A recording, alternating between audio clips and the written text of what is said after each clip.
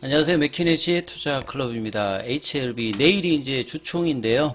자, 주총 이후에 이제 주주간담회 형식으로 바로 이제 기업 설명회가 이어집니다. 최근에 이제 뭐 시장 대응을 굉장히 빠르게 노이즈가 있을 때마다 지금 기업 설명회 나오고, 자, 이런 부분들이 결국 이제 주주가치 제고에 실질적으로 회사가 행동을 하고 있다, 이런 부분들 표현일 수 있죠. 자, 그리고 리보세라닙의 이제 간암 관련해서 FDA 허가가 되게 되면 이후에 밸류 익스펜션, 그러니까 가치 확장 관련해서 기대감을 높이는 행동들도 회사가 계속 이제 취하고 있다, 이런 내용들이 기사들이죠. 이 부분 한번 살펴봐 드리도록 하겠습니다. 자, HLB만큼 최근 몇 달 동안 IR을 이렇게 많이 한 기업이 있을까 싶을 정도인데요.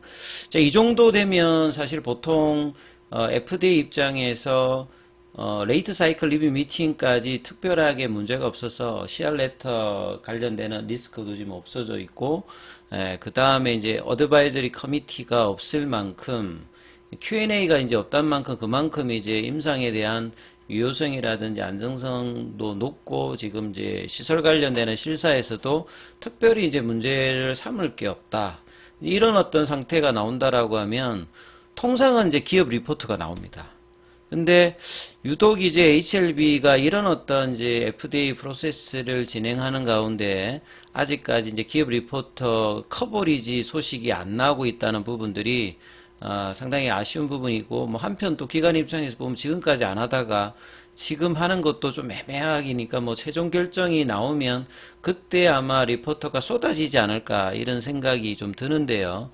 아무튼 이제 회사가 이제 이런 부분들을 대신하면서 이제 시장 친화적인 부분과 이제 주주가치 제고를 하는 부분으로 이제 IR을 계속 활용하고 있다, 이렇게 보시면 될 것 같고요. 자, 내일도 이제 주총이 있지 않습니까? 예, 그러니까 주총 관련되는 부분에 이어서 지금 바로 진행된다라고 보시면 될 것 같아요. 정기 주총 종료 후에 주주간담회 형식으로 진행하는데, 또 내일도 뭐 1시간 반 정도 진행을 합니다. 많은 분들이 내일 또 참석하면 이번 주에 나왔던 리뷰 관련되는 부분에 짤막한 이제 그 공식 블로그에서 올라왔던 거 말고 구체적인 이제 디테일한 부분들에 대해서 어떤 워딩이 이제 나오는지가 굉장히 좀 중요하고요.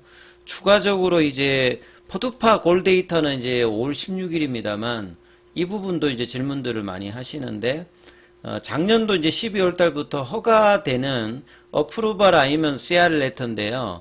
그 이제 데이터 간격이 포드파 골 데이터하고 비교를 해보면 통상 뭐 한 일주일, 보름, 뭐 한 달 빨리 지금 허가가 되는 부분들이 있고, 심한 경우는 스탠다드 리뷰임에도 불구하고 거의 2달 정도 땡겨가지고 허가를 내주는 경우도 있었거든요. 그래서 사실 FDA는 이런 트렌드를 잘 보셔야 되기 때문에 이 꼭 5월 16일 날 하는 게 아니라 그건 리미트 데이터라고 보시면 되기 때문에 그 안에 언제든지 승인 관련되는 부분이 나오는 분위기고, 결국 그걸 이제 알 수 있는 힌트는 리뷰였거든요. 그러니까 리뷰가 얼마만큼 나오느냐, 좋은 어떤 평을 받느냐. 그래서 이번 주에 이제 블로그로 올렸던 부분, 그 다음에 기사됐던 부분들의 어떤 좀 더 이제 디테일한 부분들을 내일 이제 기업 설명회를 통해서 알 수 있을 것이다. 그러면 여기 관련되는 이제 기사가 나오게 되면 좀 더 이제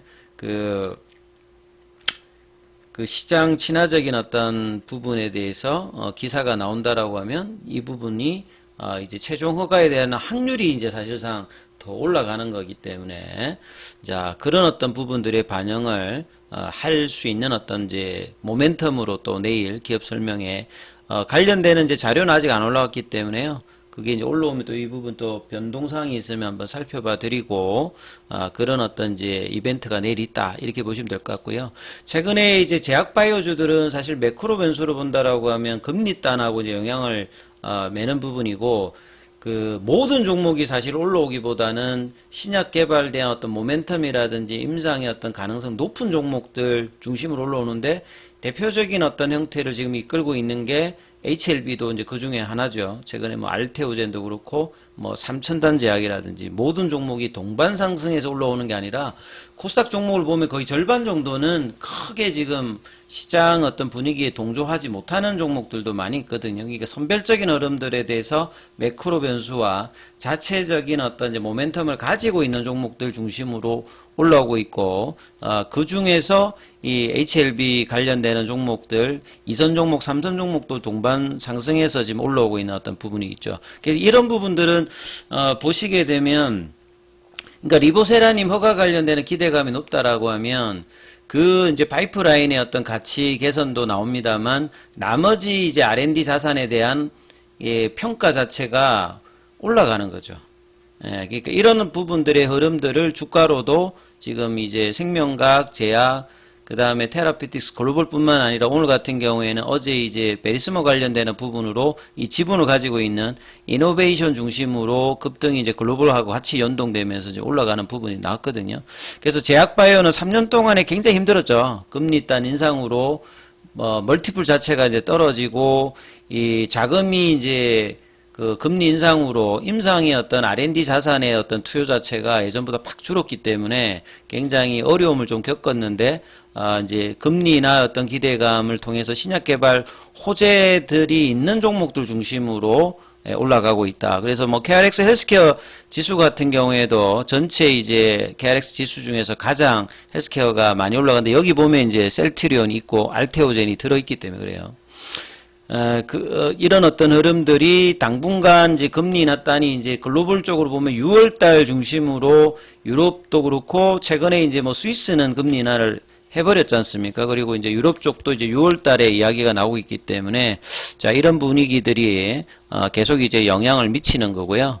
자, 이제 뭐 그리고 이제 보시게 되면 학계 모멘텀이 이제 4월달에 AACR이 또 이제 4월 초에 있고요. 5월달에 이제 아스코, 6월달에 이제 바이오 USA도 있고, 이제 미국 당뇨 학회, 또 하반기에는 또 에스모라든지 여러 학회들이 상반기, 하반기 두루두루 있다는 부분들은 학회 모멘텀을 통해서 그 R&D 자산에 대한 뭐 라이센스 아웃이라든지 이런 부분들이 부각을 받기 때문에 이게 이제 제약바이오 쪽, 신약 개발 쪽에서는 당연히 이제 모멘텀 이슈다 이렇게 봐야 될 거고요.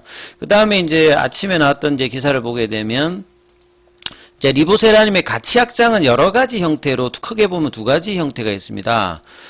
이제 신약 관련되는 부분에서 이제 간암으로 허가를 받으면 간암 2차 쪽으로도 나갈 수가 있고, 이 간암 치료 옵션 자체가 전신 치료제만 있는 게 아니라 국소 치료제도 있는데 그거 요즘에는 이제 크로스 형태로 같이 이제 겸해서 하는 부분이 있고요. 전신 치료가 오기 전에 수술요법 이후에 나오게 되는 네오 어주반트라든지 어주반트, 그 다음에 이제 크게 커서 수술하기는 좀 애매모호합니다만 이제 많이 쓰는 이제 색전술 관련되는 부분에서 사용하거든요. 그러면 간암 자체에서도 이제 확장 관련되는 부분이 분명히 있고, 그 다음에 이제 암종의 이제 확장, 뭐 간암뿐만 아니라 뭐 폐암, 위암, 선낭암, 난소암, 대장암, 선양 남성암 뭐 이런 인디케이션 확장이 또 일어나는 부분들, 이런 어떤 가치 확장들이 글로벌 빅파마들이 보통 이제 하나의 인디케이션을 하면 나머지 부분으로 확장을 하죠. 그 다음에 또 이제 또 생각할 수 있는 게 제가 여러 번 말씀드립니다만 로슈나 아스트라제네카는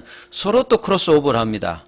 그래서 자체적인 기존 파트너뿐만 아니라 여러 이제 다양한 파트너를 통해서 확장이 가능한, 리보세라님은 그만큼 이제 부작용이 작고 경제성이 있고 뛰어난 어떤 효능을 갖고 있기 때문에 러브콜에 대한 어떤 기대감이 높기 때문에 이 밸류 익스펜션 관련되는 부분에 대해서 회사가 적극적으로 나설 어떤 이제 가능성이 이제 높다는 부분들이 평가를 받고 있죠.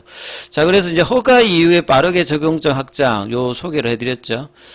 그리고 이제 기존의 그 캄넬리주마뿐만 아니라 이 키투르다라든지 그 옵디보라든지 이런 이제 면역관문 억제제하고 이제 과거에 이제 뭐 병용 관련되는 부분들에 대한 시도들이 있었기 때문에 이제 이런 부분들의 어떤 확장들, 기타 이제 파트너 확장이라든지까지 볼 수 있겠죠. 그래서 이제 뭐 앞서 이제 빅파마들이 대부분 글로벌 항암제들이 한 개 적응증에 허가를 받으면 다른 적응증으로 빠르게 이제 임상을 확대합니다. 이걸 위해서 이미 이제 항서제약 같은 경우에는 리보세라님 단독이든 병용으로 여러 이제 임상을 100개 이상을 지금 해놓은 상태거든요. 그래서 이상의 결과 좋으면 3상으로 가는 부분들이 굉장히 많기 때문에 요 자산들이 상대적으로 이제 부각을 받을 수 있는 거죠. 여러 암종에 대해서. 그래서 단숨에 처음부터 시작하는 게 아니라 이미 이제 진행을 많이 해 왔기 때문에 이 글로벌 버스터 약물로 이제 매출액을 계속 늘릴 수 있는 어떤 글로벌 전략이 많이 나올 수 있다. 이렇게 이해를 하시면 될 것 같고요. 그래서 항서제약이 이미 이상 결과를 토대로 3상으로 확장이 있기 때문에 요 관련되는 R&D 자산이 많이 있다. 항서제약 입장에서 보면. 그리고 지금 이제 뭐 간암뿐만 아니라 간암보조요법은 제가 말씀드렸고, 난소암, 유방암, 전립선암, 뭐 폐암, 뭐 대장암, 그 다음에 혈액암까지도 지금 확장 관련되는 부분 이야기 나고요. 그 다음 최근에 이제 뭐 중국 NMPA에서는 리보세라님이 혁신치료제로 선정되어서 임상 속도가 더 이제 붙을 수 있는 어떤 부분들, 그래서 정증 확장 속도가 계속 이제 가속화되는 스피디한 어떤 모습들을 보이고 있다. 이렇게 봐야 되겠죠. 자, 리보세라님은 이제 종양이 성장하게 새롭게 만들어낸 혈관 생성을 억제하고 이런 신생혈관 억제제니까 이 표적 치료제 중에 여러 타켓 중에 신생혈관 관련되는 것 중에서 리보세라님도 한 종류인데요. 기타 이제 멀티타켓 형태보다는 싱글 타켓 형태이기 때문에 부작용도 작고, 그 다음에 면역 항암제의 면역세포 탈진을 또 막으면서 이제 반응률을 높이는데 가장 이제 좋은 어떤 파트너 역할을 하고 있다. 이렇게 봐야 되겠죠.